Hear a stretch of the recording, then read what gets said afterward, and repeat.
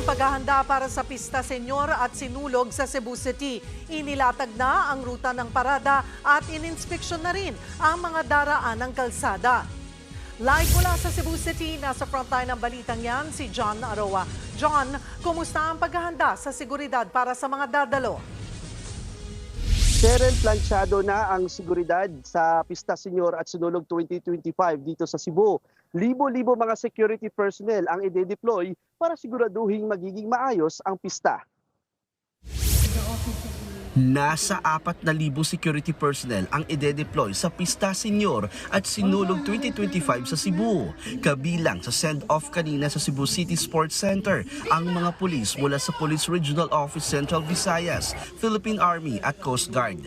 Pati na ang mula sa Bureau of Fire Protection at mga force multiplier. Bukas inaasahang dadagsa ang mga deboto at turista para sa Penitential Walk with Jesus. Hudyat ito ng pagsisimula na kapistahan ng Senior Santo Niño.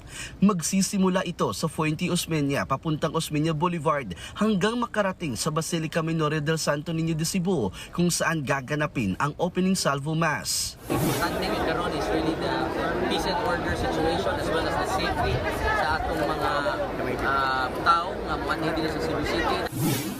Ininspeksyon din ang mga lugar na daraanan ng Sinulog 2025 Straight Parade sa January 19. Mahigpit na ipatutupad ang liquor ban sa mga pampublikong lugar malapit sa ruta ng parada.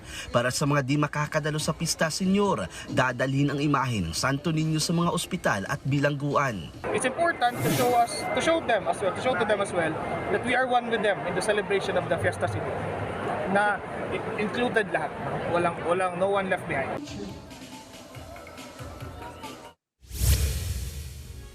Cheryl, para sa mga deboto na makikilahok sa Pista Senyor ay nagpaalala ang simbahan na magiging mahigpit sila sa pagpapatupad ng dress code. Bawal ang shorts, bawal ang revealing ng mga damit, tsinelas at saka sombrero. At hanggat maaari ay huwag magdala ng mga malalaking bag at matutulis na bagay. At samantala, Cheryl, pagkatapos naman ng opening salvo bukas ng umaga ay sunod-sunod na ang magiging misa dito sa Basilica hanggang sa January 18. Mula yan sa alas 4 ng madaling araw hanggang sa alas 7 ng gabi. Cheryl. Maraming salamat, John Aroa. Mga kapatid, Cheryl Cosim po, huwag maging huli at maging una sa lahat sa balitaan. Para sa tuloy-tuloy na talakayang sa Frontline, mag-follow at mag-subscribe sa social media pages ng News 5.